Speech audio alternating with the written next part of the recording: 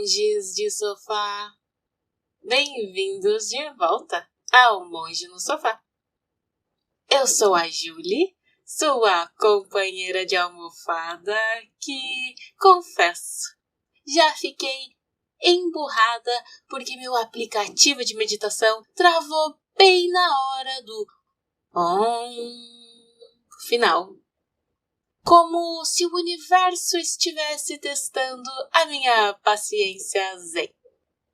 Sabe, quando as suas emoções viram uma espécie de montanha-russa e você só queria descer de uma vez dali? Pois é. Buda não tinha que lidar com aplicativos rebeldes. Mas ele sabia que as emoções perturbadoras são como nós na nossa mente. Difíceis. Mas hoje, com a sabedoria dos grandes mestres, nós vamos explorar o que é que são essas emoções perturbadoras e como é que nós podemos lidar com elas com mais leveza e humor. Por que não? Prontos para subir no sofá e acalmar o coração? Então, no nosso 34º episódio, nós vamos mergulhar nas emoções perturbadoras no contexto budista. Porque, né? Quem é que nunca brigou com um aplicativo que não colabora? Mas a verdade é que essas emoções são muito mais do que esses meros aborrecimentos do dia a dia. Elas são como convidados indesejados que chegam sem avisar e bagunçam a festa da nossa mente. E o pior, elas adoram se hospedar por tempo indeterminado. A boa notícia é que o budismo nos oferece um manual de instruções para lidar com esses hóspedes barulhentos sem precisar chamar a polícia ou fingir que não tem ninguém em casa. Bora, monges de sofá? Tá, Julie. Emoções perturbadoras. Parece quando fico chateada porque alguém pegou a última jujuba na reunião, como se fosse uma traição pessoal. Na verdade, as emoções perturbadoras são estados mentais que perturbam a nossa paz, como a raiva, o apego, a inveja, o orgulho, a ignorância e o desejo, por exemplo.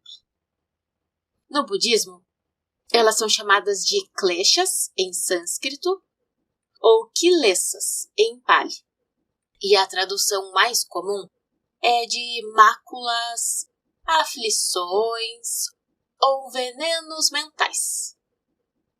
Elas obscurecem a clareza da mente e nos prendem ao samsara. Mas vamos lá. Vamos desmistificar essa história de emoções perturbadoras. Porque elas não são as vilãs da nossa vida.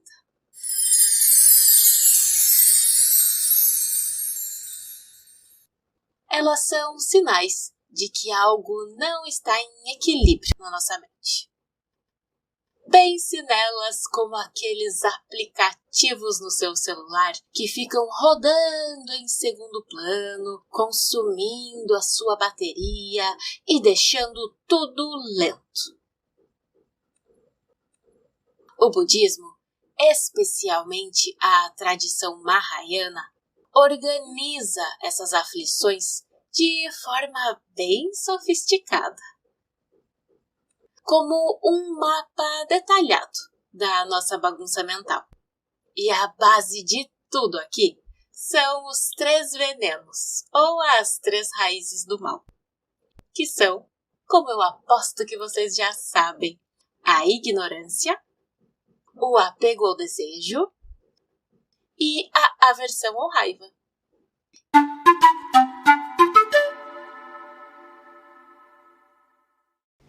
Segundo o Abhidharma, que é a base sistemática para a compreensão budista da mente e dos processos cognitivos que levam ao sofrimento, esses 3 venenos se ramificam nas 6 kleshas raiz, que são as grandes categorias de onde nascem todas as nossas outras aflições. Vamos então explorar cada uma, analisando com exemplos da vida cotidiana, onde elas podem se manifestar, e também vendo como elas aparecem na nossa prática. O primeiro klesha é raga, ou apego ou desejo. É aquela atração incessante por aquilo que é agradável. É o eu quero mais que nunca se satisfaz. Pense em ficar viciado, em maratonar séries, tomando uma coquinha, comendo aquela pizza, ou naquele crush que você idealiza. Ou então naquele desejo insaciável de ter o celular mais novo, de ter o último gadget, mesmo que você não precise, sabe? Mas há algo mais profundo aqui também. Considere, por exemplo, um relacionamento amoroso que terminou. E você continua lá, idealizando aquela pessoa e, na verdade, apegado, né? Aquela imagem glorificada que a sua mente criou e não a pessoa real. A venerável Thubten Chodron, uma das maiores mestras budistas contemporâneas, ela ensina que o apego baseia-se em exagerar as boas qualidades de alguém. Quando a sua mente pinta aquele quadro glorificado da pessoa que não é bem aquilo que é a verdade, sabe? Raga faz a gente nos agarrar à ilusão, ignorando os conflitos reais que existiam no relacionamento. Ou então, outro exemplo, a gente pode considerar aquele pai ou mãe que não consegue aceitar as escolhas do seu filho adulto porque está apegado à visão idealizada de quem ele queria que o filho fosse. Thubten Chodron nos convida a olhar para os seres pelo que eles são realmente, sabe? Um ser senciente, confuso, que é oprimido pelos 3 venenos. Pela ignorância, pela raiva e pelo apego.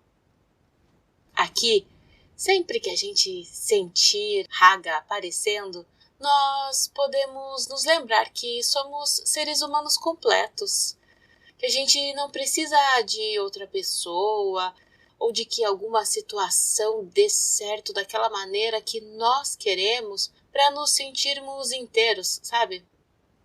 E lembrar que raga nos faz agarrar aquilo que é impermanente e que isso só vai garantir a frustração. Durante a prática, nós podemos sentir raga de diversas maneiras. Por exemplo, pense lá quando você senta para meditar e escolhe fazer shamatha com foco na respiração.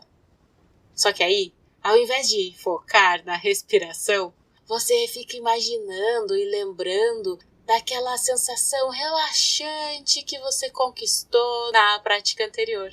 Você está apegado àquela experiência, sabe? Querendo repetir. Ou então, quando você senta para meditar, esperando atingir um estado iluminado ou de paz profunda. E aí, quando não acontece, você fica frustradíssimo. O apego está no resultado e você esquece de focar no processo.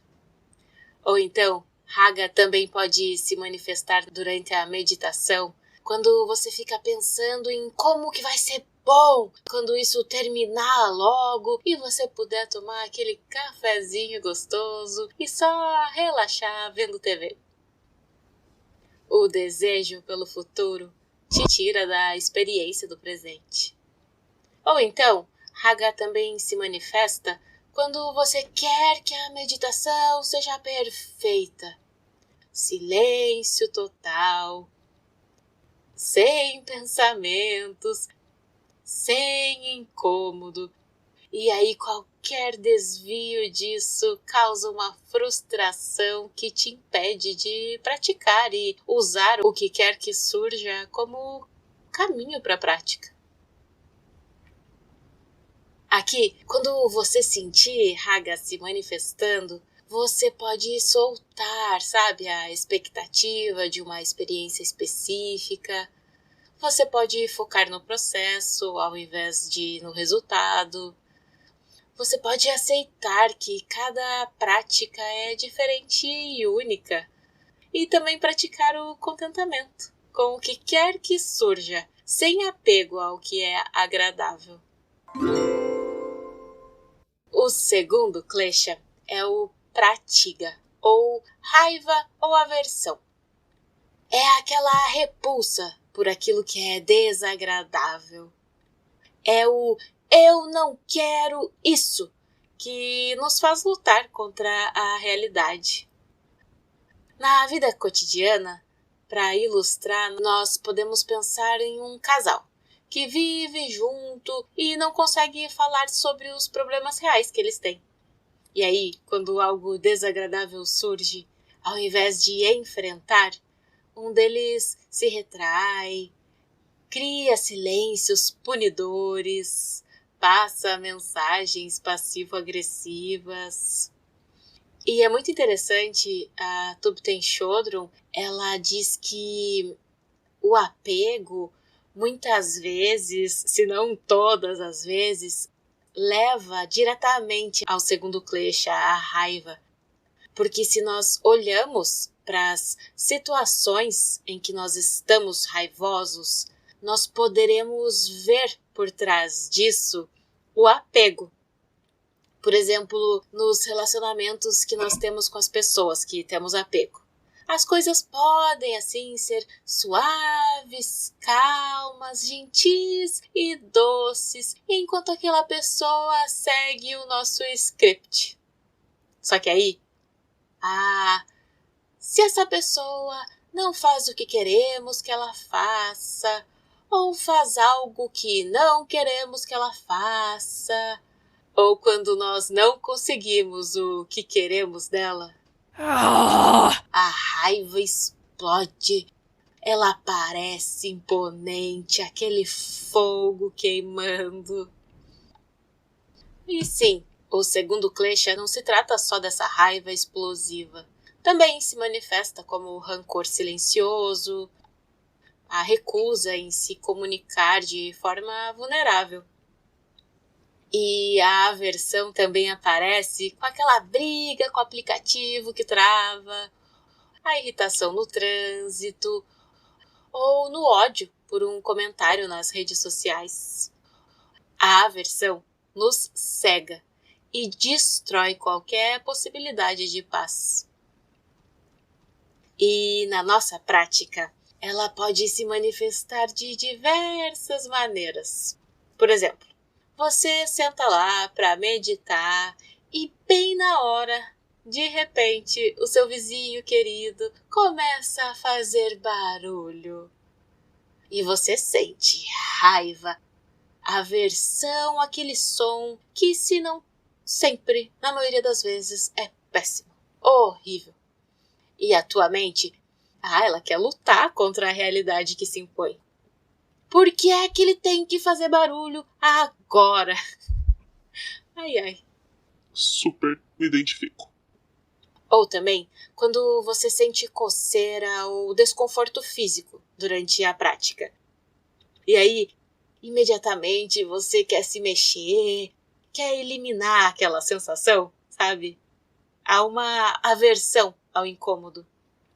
Ou então, quando você tá lá meditando E, claro, surgem os pensamentos desagradáveis, as memórias ruins, as lembranças do que você disse e não deveria ter dito, e do que você não disse e deveria ter dito. Qualquer semelhança com a realidade não é mera coincidência. E aí você tenta pegar todas essas lembranças e memórias péssimas, esses pensamentos intrusivos e tenta empurrar eles para longe com força, criando uma luta interna que te impede de praticar. E a aversão também pode aparecer como aquele não, eu não quero estar aqui. Nossa, como meditar é chato. Ou então, eu podia estar fazendo o meu trabalho. Eu mal tenho tempo para existir, para tomar banho e invento de meditar. Eu preferia estar fazendo qualquer outra coisa. É aquela rejeição da experiência presente. E quando você sentir a raiva ou a aversão, você pode observar o desconforto ou o barulho sem querer tentar eliminá-lo. Reconhecer, sabe? Reconhecer a aversão como um klesha e não como verdade. E praticar a aceitação do que é desagradável. Usar a técnica de abraçar a dificuldade ao invés de lutar contra ela. Usar o que quer que surja como prática. O terceiro klesha é a avidya, ou a ignorância ou delusão. E a avidya é a raiz de tudo. Não se trata de burrice, mas da falta de clareza sobre a natureza da realidade. É a crença em um eu sólido e permanente. A ignorância nesse contexto é profunda e estrutural. Pense, por exemplo, em alguém que cresceu em uma família onde o amor era condicionado ao desempenho. Aí, essa pessoa passa a vida inteira buscando validação através de conquistas. O melhor emprego, a melhor casa, o melhor cônjuge, mas nunca se sente suficiente. A avidya é a crença fundamental de que existe um eu sólido que precisa ser constantemente melhorado e provado. Essa pessoa não vê que a sensação de inadequação vem da própria ilusão de que existe um eu que pode ser inadequado. Ou então, considere alguém que acredita que a felicidade está em ter controle total sobre a sua vida e sobre as pessoas ao seu redor. E aí, essa pessoa fica maquinando, tentar manipular situações, controlar parceiros, planejar cada detalhe do futuro. E aí, quando algo escapa ao controle, a pessoa entra em pânico ou depressão. A Thubten Chodron diz que existem diferentes tipos de ignorância e que um deles é a ignorância do karma. O que é positivo, o que é negativo, o que é virtuoso e o que não é virtuoso. A avidya é o sistema operacional desatualizado que faz com que todos os outros aplicativos travem. A ignorância é a mãe de todos os kleshas, pois ela nos faz ver o impermanente como permanente e aquilo que é insatisfatório como fonte de felicidade. Durante a prática, a avidya se manifesta, por exemplo, quando você medita acreditando que há um eu sólido que está lá, meditando, que está progredindo, que está ficando melhor. há uma ignorância sobre a natureza vazia do eu. E você acha que a meditação deveria fazer você se sentir melhor imediatamente, como se fosse uma pílula mágica. Há ignorância sobre como a mente realmente funciona. Você está lá meditando e pensa, eu estou tendo muitos pensamentos. Isso significa que eu não sou bom em meditação. Aqui é a ignorância sobre a natureza da mente, porque ter pensamentos é normal e natural. É isso que a mente faz. E também pode se manifestar quando você acredita que a meditação é uma fuga da realidade, um escape dos problemas. É aquela ignorância sobre o propósito real da prática. Ou então, quando você medita e cria uma ilusão de progresso espiritual, achando que está mais avançado que os outros praticantes. É a ignorância sobre a vacuidade do ego espiritual. E quando você sentir a vidya se manifestando, você pode investigar a natureza do eu que está meditando. Pode aprender sobre como a mente realmente funciona.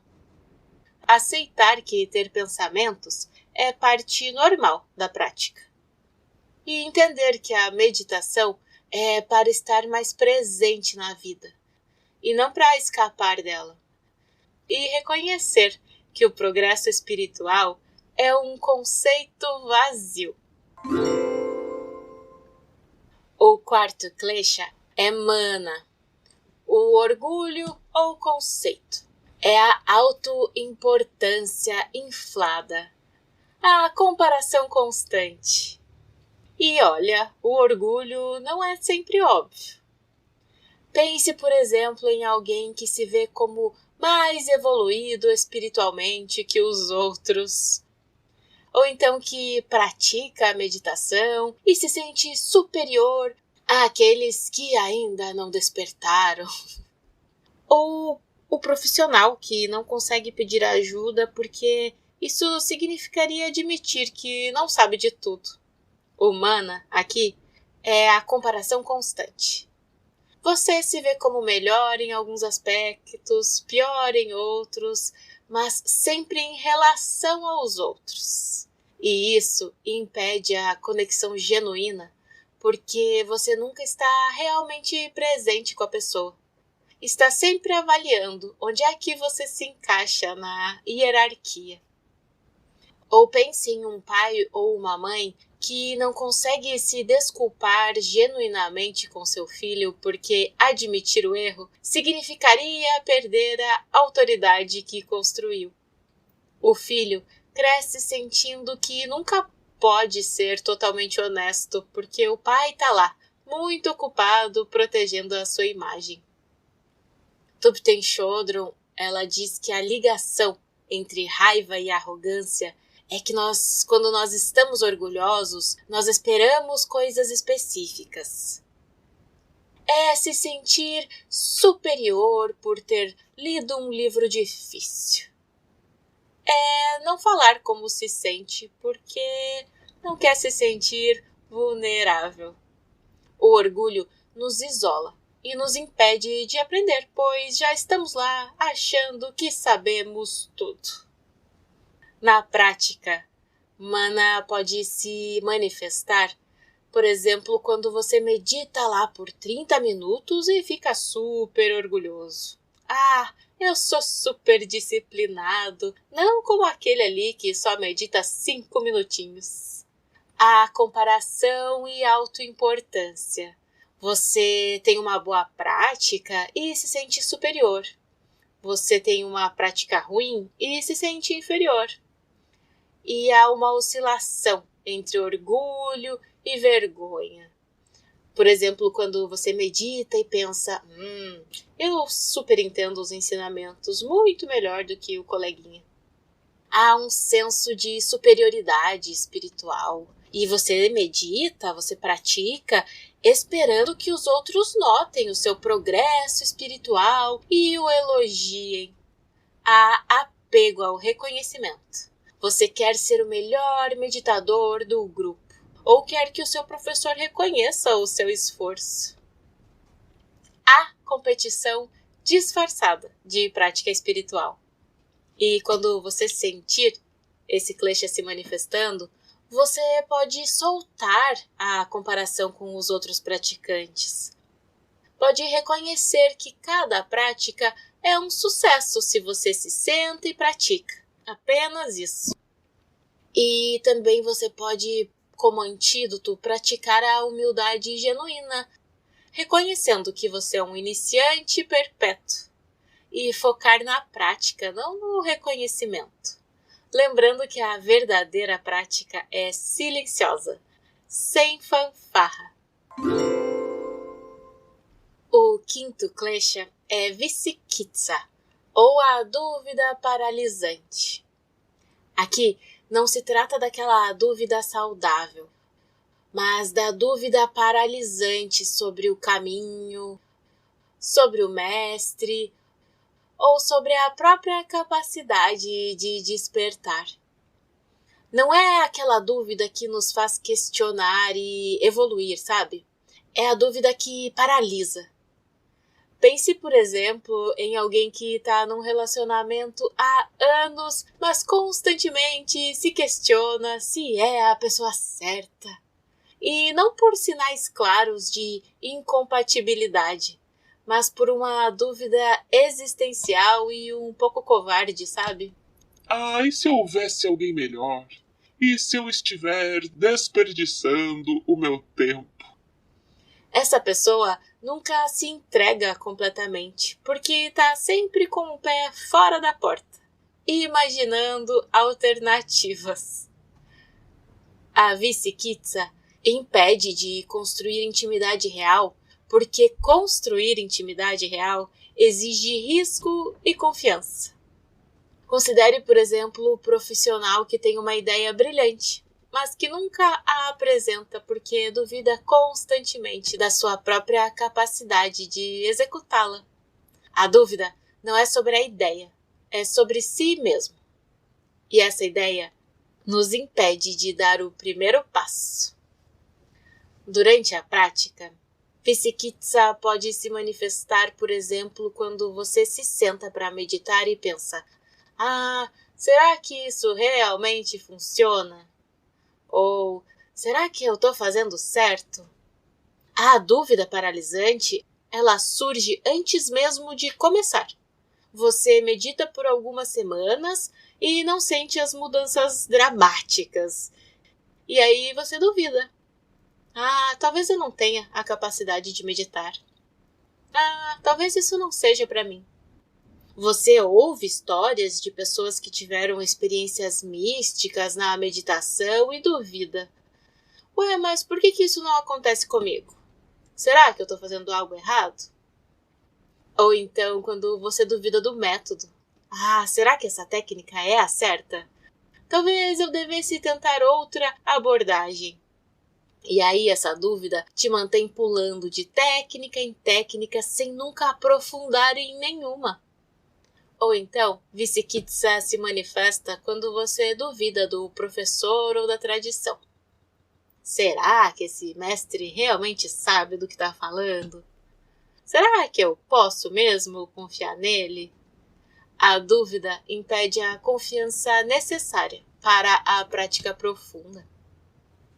E quando você sente essa dúvida paralisante se manifestar na sua prática, você pode desenvolver confiança no método através da tua própria experiência pessoal. Lembrando que a dúvida é um klesha, não uma verdade. E praticar com consistência mesmo quando a dúvida surgir. Confiar no processo mesmo sem os resultados imediatos. Estudar os ensinamentos para fortalecer a compreensão e ajudar a reduzir as dúvidas. E, finalmente, o sexto klesha, drishti, ou visões incorretas. são as crenças rígidas e distorcidas sobre a realidade, como o niilismo, que é achar que nada importa, ou o eternalismo, achar que a alma é eterna e imutável. Para ilustrar, pense em alguém que acredita que o amor verdadeiro significa fusão total com outra pessoa. Perder a sua identidade em nome do amor. Essa visão distorcida leva a relacionamentos sufocantes, onde nenhuma das partes pode ser autêntica. Ou então, considere aquela crença de que, se o outro realmente me ama, ele sabe o que eu preciso sem eu ter que dizer. Essa visão incorreta cria expectativas impossíveis e leva à decepção constante. Ou, por exemplo, você pode pensar em alguém que acredita que sofrer é nobre, que a vida deveria ser difícil e que qualquer momento de paz é suspeito ou temporário. Essa pessoa sabota a sua própria felicidade, porque, no fundo, acredita que não merece. Drishti também inclui a crença de que as emoções dos outros são responsabilidade sua, que você precisa consertar as pessoas que ama e que o seu valor depende de torná-las felizes. Isso cria relacionamentos codependentes onde ninguém pode ser responsável por si mesmo.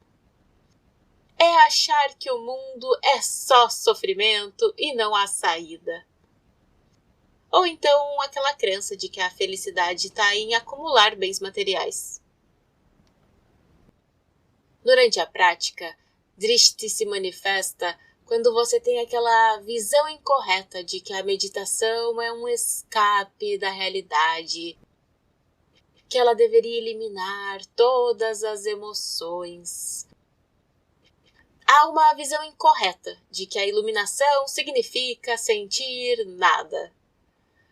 Ou então quando você medita acreditando que há um eu permanente que está progredindo espiritualmente. Ou então quando você acredita que a meditação é apenas para relaxamento e não para a sua transformação.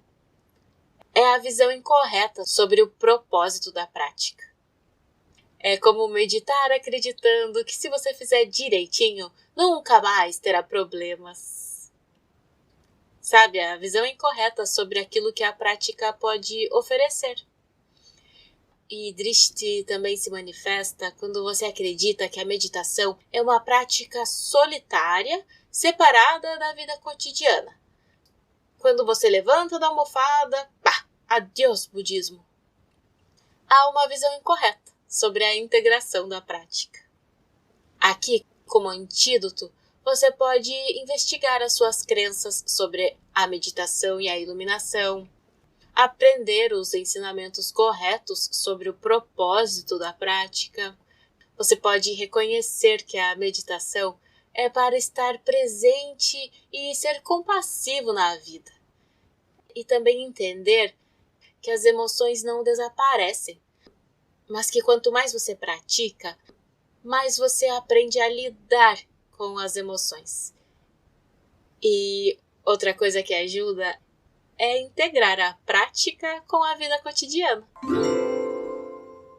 O 14º Dalai Lama, sobre as emoções perturbadoras, ele diz que elas surgem da ignorância, mas que com sabedoria nós podemos transformá-las em paz. É como descobrir que o problema não é o celular, mas a forma como você usa os aplicativos. As emoções perturbadoras são como nós, que nós podemos aprender a desatar. E o budismo vem e nos dá a tesoura.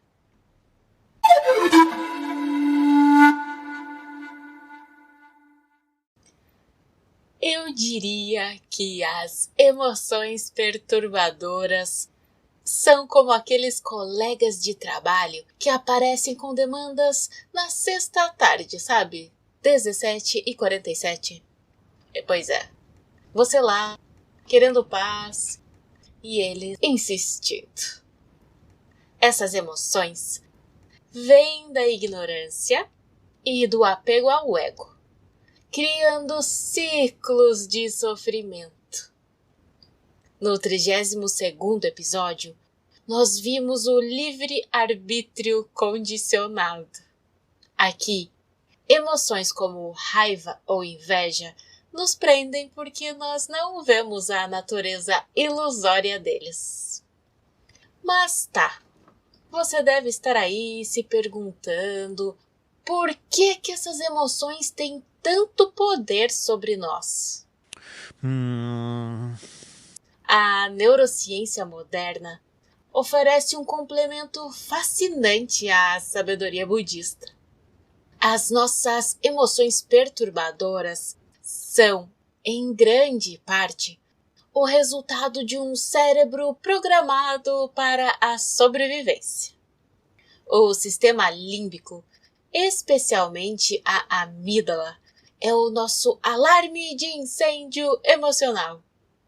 Quando nós percebemos uma ameaça, seja ela real ou imaginária, como um comentário agressivo ou a perda de um objeto de apego, a amígdala dispara, inundando o corpo com hormônios de estresse, como o cortisol, por exemplo. E isso nos coloca imediatamente em modo de luta ou fuga. O problema é que, na vida moderna, a amígdala não distingue entre um predador e um e-mail irritante. A ignorância, no contexto budista, a crença em um eu sólido e separado, se manifesta neurocientificamente como a rede neural padrão, ou DMN, a sigla internacional. E a DMN é ativada quando a mente está divagando, pensando no passado ou no futuro. E ela está fortemente ligada à autorreferência e à ruminação. Quando nós estamos presos nos kleshas, nós estamos essencialmente presos na DMN, revivendo a raiva do passado, ou temendo o futuro, ansiosos. É como quando você está tentando meditar e aí de repente lembra daquela conta que vence amanhã, ou daquilo que você deveria ter dito na conversa que poderia fazer tudo ter tomado um rumo diferente. E elas nos pegam porque, no fundo, nós estamos apegados à ideia de que as coisas deveriam ser de um jeito específico. E aí, quando não são? Nós surtamos. É a nossa mente, pregando peças, nos fazendo acreditar que a felicidade está em ter tudo sob controle, quando, na verdade, ela está em aceitar que nem tudo está sob nosso controle. Na verdade, a maioria das coisas não está. A monja Coen, para suavizar, ela diz que as emoções perturbadoras, elas são como aqueles ventos fortes. Nós não podemos pará-los, mas nós podemos aprender a navegar com eles. Eu, monja, sou uma especialista em naufragar. Outro dia, eu fiquei pistola, porque ao tentar fazer um café perfeito, a máquina resolveu que ela ia entrar de greve e o pó de café se espalhou pela bancada como se fosse uma sabotagem cósmica. Não é nada nem parecido com um apocalipse zumbi, com o fim do mundo. Mas a mente, na hora perturbada, ela faz parecer que sim. O Thich Nhat Hanh, ele diz que se nós observarmos as nossas emoções com atenção plena, elas vão perder o poder de nos dominar. Então, a atenção plena é o antídoto neurocientífico para a DMN. Ao focar no presente, nós ativamos o córtex pré-frontal, que é a parte sábia do cérebro, que tem a capacidade de regular a amígdala. Isso é a neuroplasticidade em ação. Nós estamos literalmente recabeando o nosso cérebro para responder com sabedoria ao invés de reação. No 27º episódio, nós transformamos o mundo com compaixão. Aqui, nós transformamos as emoções com sabedoria.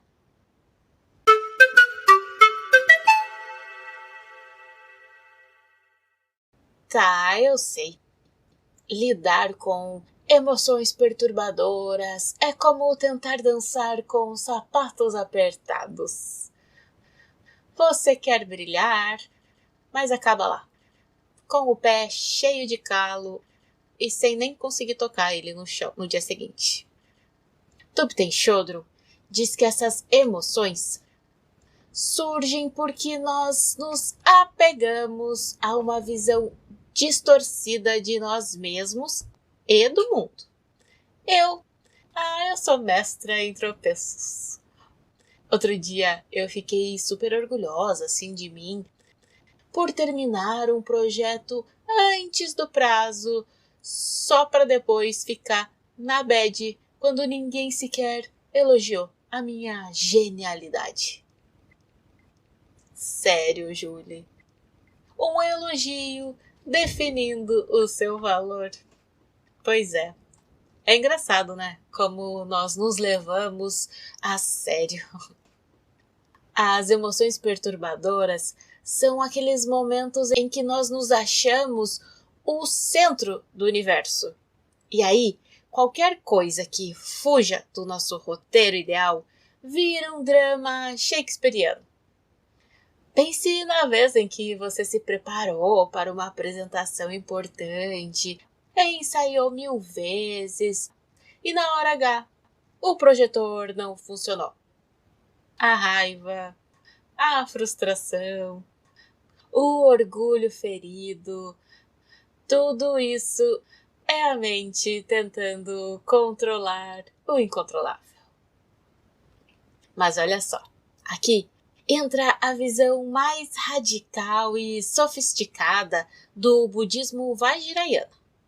Enquanto o caminho Hinayana busca a supressão dos kleshas e o Mahayana busca a transformação, que é usar os kleshas como caminho, o Vajrayana busca a transmutação ou a liberação. E a ideia central disso é que a energia da emoção perturbadora, ela não é inerentemente ruim. Ela é apenas a sabedoria primordial, a potência, em um estado distorcido. E aí, para transmutar essas emoções perturbadoras, surgem as 5 sabedorias. Ok. Aí você deve estar se perguntando. Calma lá, para tudo. Agora há pouco a gente falou de 6 kleshas raiz. E agora nós estamos falando de 5 sabedorias. Não tá batendo, Júlia?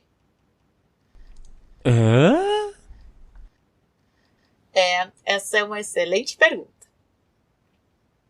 E a resposta está na forma como as diferentes escolas budistas categorizam as aflições.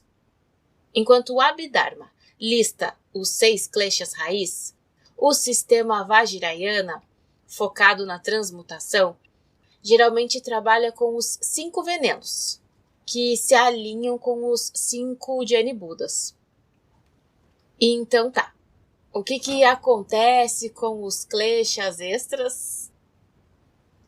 A transmutação do Vajrayana foca nos 5 principais venenos, que são a energia mais bruta e poderosa da nossa mente, que seria o apego, a aversão, a ignorância, o orgulho e a inveja ou ciúme.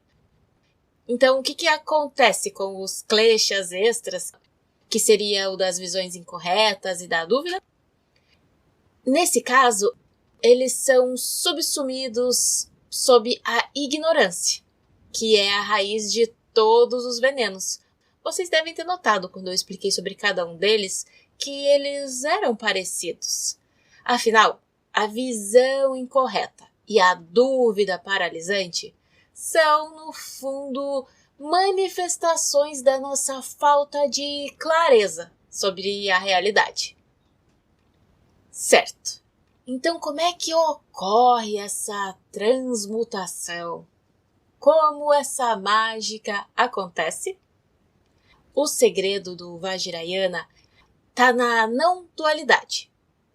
Para o praticante avançado, a emoção perturbadora e a sabedoria não são entidades separadas. O klesha é a manifestação da sabedoria primordial, que está obscurecida pela ignorância e pelo apego a um eu sólido. É como a água e o gelo. Nesse caso, o gelo, o klesha, é apenas a água, que é a sabedoria, em um estado congelado e rígido. E a transmutação não é uma luta para eliminar o klesha, mas um ato de reconhecimento da sua natureza essencial. Por exemplo, quando a raiva surge, ao invés de reagir impulsivamente ou de reprimi-la, o praticante a observa com uma visão de não dualidade. E aí, ao fazer isso, a energia intensa da raiva é liberada de sua casca conceitual, o apego ao eu que foi ofendido, e a sua essência, que é a clareza penetrante, se revela como a sabedoria semelhante a um espelho. É como se a energia da emoção fosse um diamante bruto. O Vajrayana ensina a lapidá-lo, não a jogá-lo fora. Essa transmutação é mapeada nas 5 sabedorias, que correspondem aos 5 Jnani Budas e às cores e elementos. O Lama Padmasambhava ensina que essas sabedorias são qualidades búdicas que se conectam diretamente com a felicidade. Vamos mergulhar juntos nessa alquimia mental? A aversão ou raiva se transmuta na sabedoria semelhante a um espelho. A raiva é a rejeição. A aversão é o desejo de afastar aquilo que é desagradável. É o vírus que te faz querer jogar o celular na parede. A sabedoria semelhante a um espelho é a clareza que reflete a realidade exatamente como ela é. Sem distorção, sem julgamento e sem reação.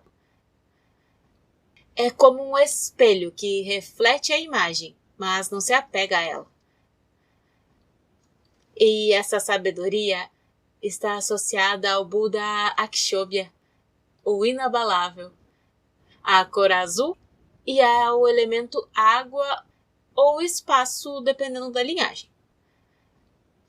Em resumo, é a capacidade de ver a natureza vazia de todas as coisas. Em relação ao orgulho, mana, ele se transmuta na sabedoria da igualdade. O orgulho é a comparação, a autoimportância, a crença em um eu superior ou inferior, a irritação porque ninguém elogiou a sua genialidade. Já a sabedoria da igualdade é a percepção de que todos os seres são iguais em sua natureza búdica. Ela dissolve a ilusão de separação e a necessidade de comparação. Ela está associada ao Buda Ratnasambhava, o nascido da joia, à cor amarela e ao elemento terra. É a sabedoria que vê a riqueza e o potencial em tudo. O apego ao desejo se transmuta na sabedoria do discernimento. O apego é o agarrar-se ao agradável, o desejo insaciável. É tipo aquele joguinho viciante que você não consegue parar de jogar. A sabedoria do discernimento é a capacidade de ver a particularidade de cada fenômeno sem se apegar a ele. Essa sabedoria distingue o que é útil do que não é, o que é impermanente do que é a natureza última. Ela está associada ao Buda Amitabha, da luz infinita, à cor vermelha e ao elemento fogo. É a sabedoria que reconhece o valor de cada coisa, mas não se agarra a nenhuma delas.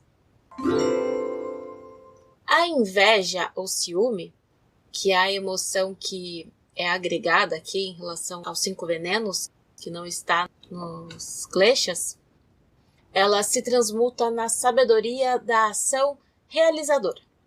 A inveja é o ciúme, a competição, o desejo de ter o que o outro tem.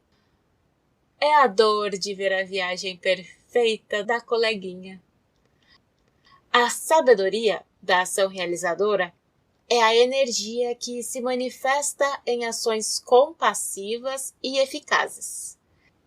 Ela transforma a energia da competição em ação altruísta e perfeita. Ela está associada ao Buda Amoghasiddhi, do sucesso inabalável, à cor verde e ao elemento ar. É a sabedoria que realiza o bem de forma prática. Já a ignorância, ela se transmuta na sabedoria da realidade absoluta. A ignorância é a raiz de todo o mal. A falta de clareza sobre a natureza vazia da realidade. A sabedoria da realidade absoluta é a compreensão da vacuidade, a natureza última de todos os fenômenos. E ela está associada ao Buda Vairocana, o iluminador, à cor branca e ao elemento espaço. É a sabedoria que abrange todas as outras. A visão de que tudo é interconectado e vazio de existência inerente. O Lama Alan Wallace, ele diz que as emoções perturbadoras são como sombras. Parecem sólidas, mas se dissolvem com a luz da atenção. A luz, no Vajrayana, é a visão pura de que a essência da emoção é a sabedoria.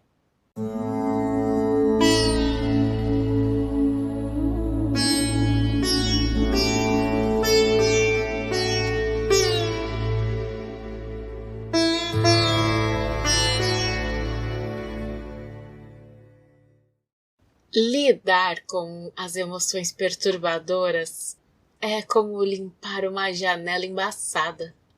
Exige esforço, mas traz clareza. Práticas como mindfulness e compaixão podem dissolver essas emoções. É como ter um kit de primeiros socorros para a alma, pronto para ser usado quando a tempestade emocional se aproxima. E não se trata aqui de reprimir o que você sente, mas de entender a natureza dessas emoções e como é que elas se manifestam. Então, bora com uma prática profunda para o nosso sofá?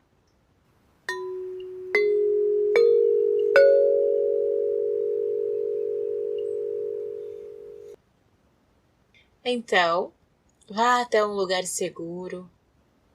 Encontre uma postura confortável. Sente-se com a coluna ereta, mas ao mesmo tempo relaxado. Apoie as suas mãos nas suas coxas e, se quiser, pode fechar os olhos. Agora, respire fundo 3 vezes, soltando o ar lentamente. Enquanto respira, sinta o peso do seu corpo no sofá, a gravidade te ancorando no presente. Deixe de lado por um momento as tarefas, as preocupações. Você está aqui, seguro e presente.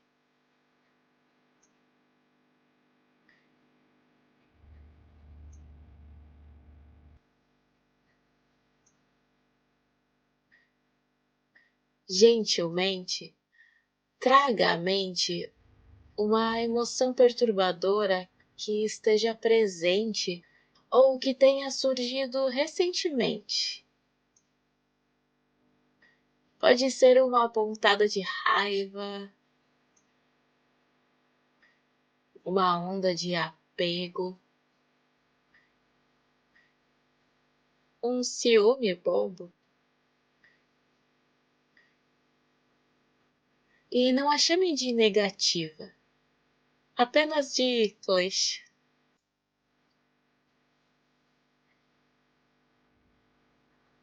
E aí, com a sensação desse clichê presente, diga mentalmente: eu reconheço essa emoção como um clichê.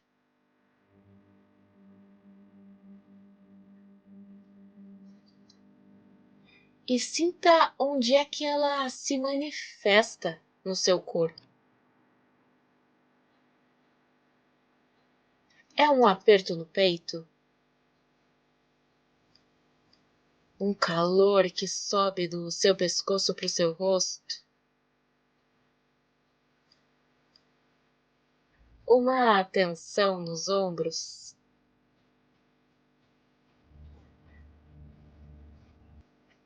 Reconheça a emoção sem julgamento, como um cientista observando um fenômeno.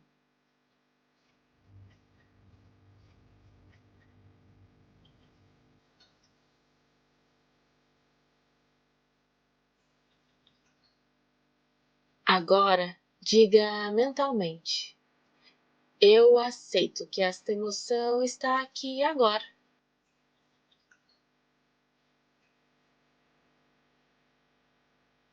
E aceitar não é gostar ou se render. É simplesmente reconhecer a realidade do momento.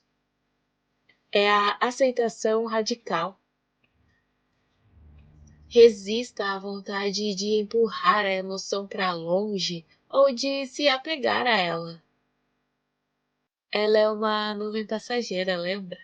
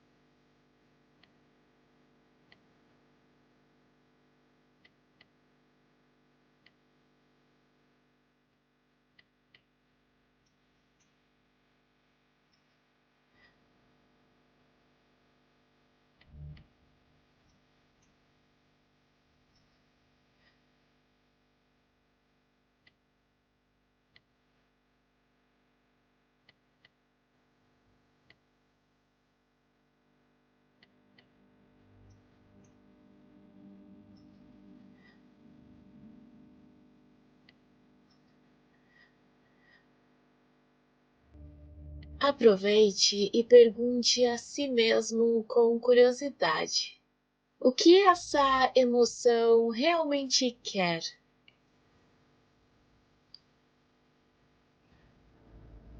Qual é a história que eu estou contando sobre ela?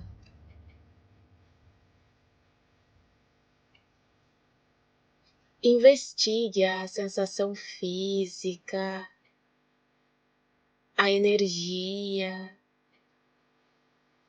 Ela é sólida? Ela tem cor? Ela tem um som? Lembre-se do ensinamento vajrayana. Por baixo da forma distorcida há uma sabedoria. O que é que essa emoção está protegendo? O que ela está buscando?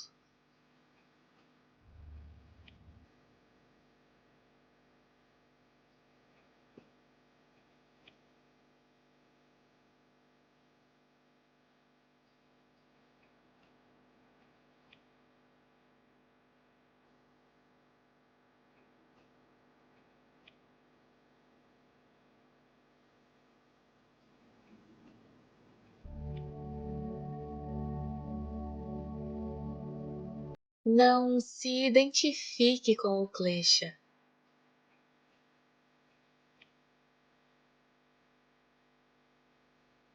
Você é o céu.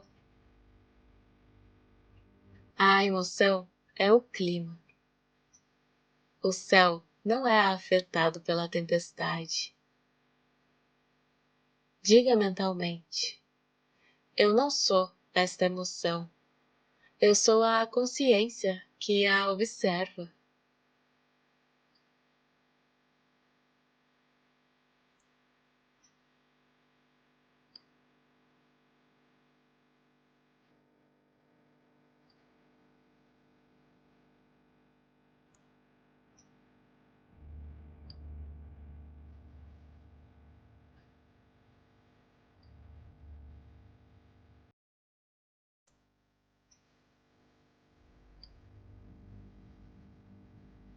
Agora, vamos dar um passo além, usando a essência da prática de Tonglen, uma prática de compaixão Mahayana. Ao inspirar, imagine que você está tomando para si a energia densa e perturbadora dessa emoção. Não só a sua, mas a de todos os monges de sofá que sentem essa mesma aflição. Imagine essa energia como uma fumaça escura entrando em você. Ao expirar, imagine que você está dando clareza, paz e sabedoria transmutada dessa emoção. Imagine uma luz branca e brilhante saindo de você e se espalhando e tocando a todos os seres.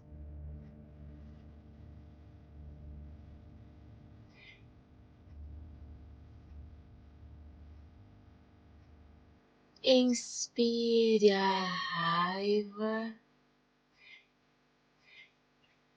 e expire a sabedoria semelhante a um espelho. Inspire o apego e expire a sabedoria do discernimento. Inspire a ignorância e expire a sabedoria da realidade absoluta.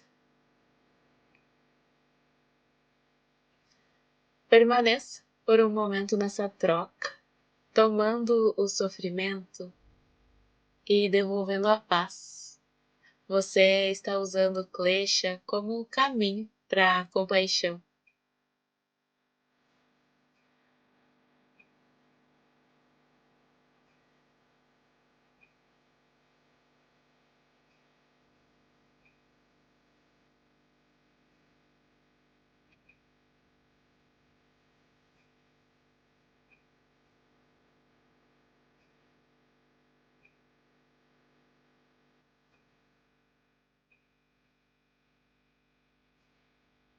Respire fundo uma vez mais.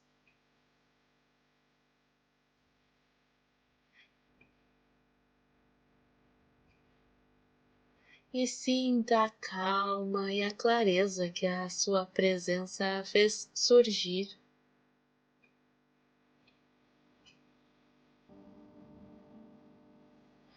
Volte a atenção para as sensações no seu corpo.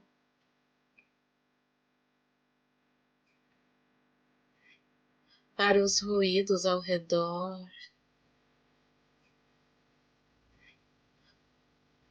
Comece a movimentar os dedos dos seus pés, as suas mãos,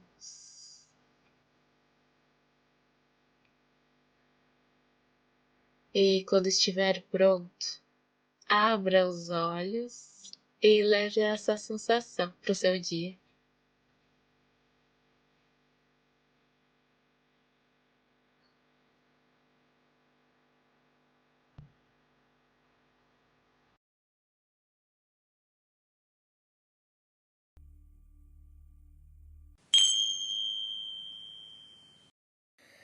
Gange च यमुने चैव Monges e monjas de sofá, não se trata de eliminar as emoções perturbadoras, mas de mudar a nossa relação com elas. Elas vão continuar surgindo porque nós somos humanos. Mas a forma como reagimos a elas é que faz toda a diferença. A liberdade aqui vem de observar e soltar. É como aprender a surfar nas ondas da vida, ao invés de ser arrastado e afogado por elas.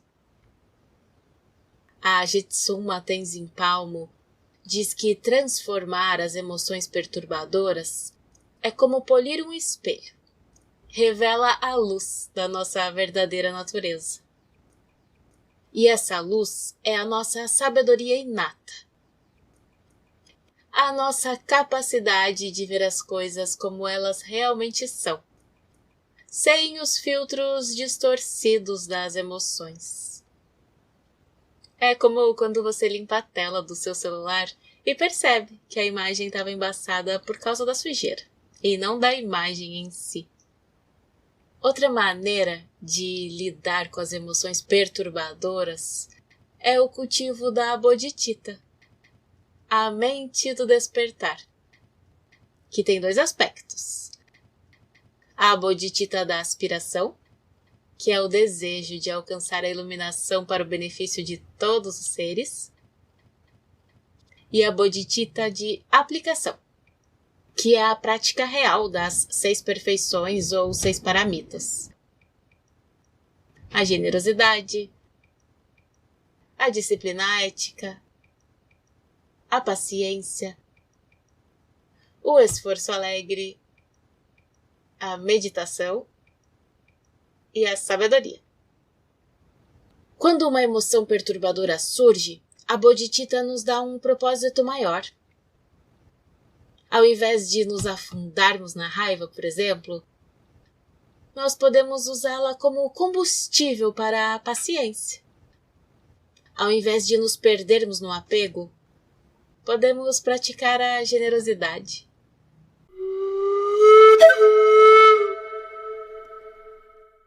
Vocês viram como tem várias maneiras para nós aprendermos a lidar com essas emoções perturbadoras? Então, bora um desafio? Hoje, quando uma dessas abençoadas te pegar, pergunte: como eu posso usar esta energia para algo bom e belo? Eu, Julie, que já briguei com um aplicativo errante e com a companhia de luz, prometo tentar. E olha, se eu conseguir, você também consegue. As emoções perturbadoras são como nuvens passageiras. Com sabedoria, nós podemos deixá-las ir e encontrar o céu claro e vasto. Elas não são o fim do mundo. Elas são um convite para olharmos para dentro e desatarmos os nós que nos impedem de voar. E o budismo, maravilhoso, nos dá as ferramentas para isso. É como ter um manual de instruções para a vida, escrito por alguém que entende que a gente tropeça, mas que o importante é levantar e continuar caminhando. Ou melhor, meditando no sofá. Por hoje é só.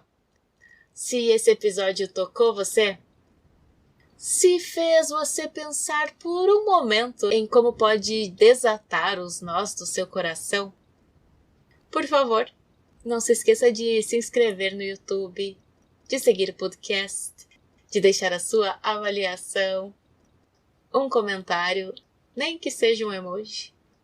E, claro, compartilhar com alguém que está precisando de um empurrãozinho para encontrar a calma.